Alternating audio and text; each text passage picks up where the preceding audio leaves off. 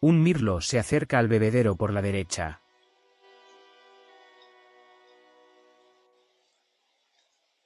Se sube a una piedra y después se encamina hacia el heno.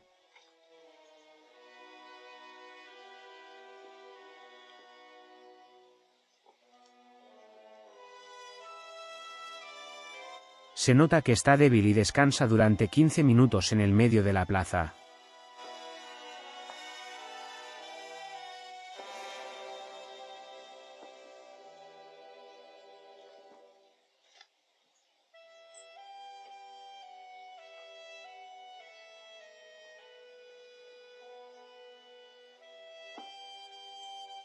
Vuelve al bebedero y se queda agachado junto al borde.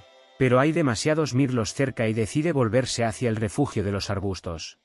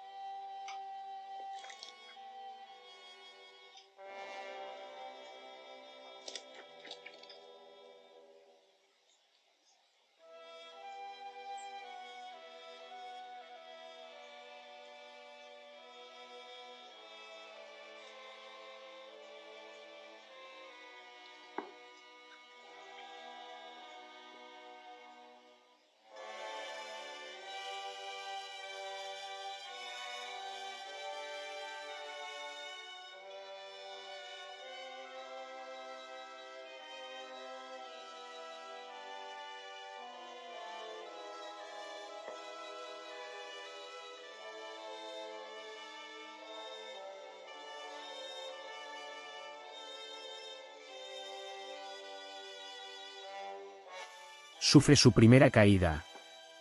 A partir de ahí, sucede lo más triste.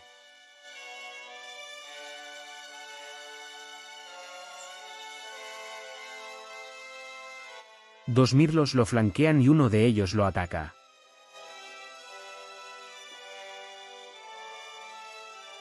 Aún sigue vivo y aunque reacciona levemente a una alarma de perdiz, ya no tiene fuerzas para moverse.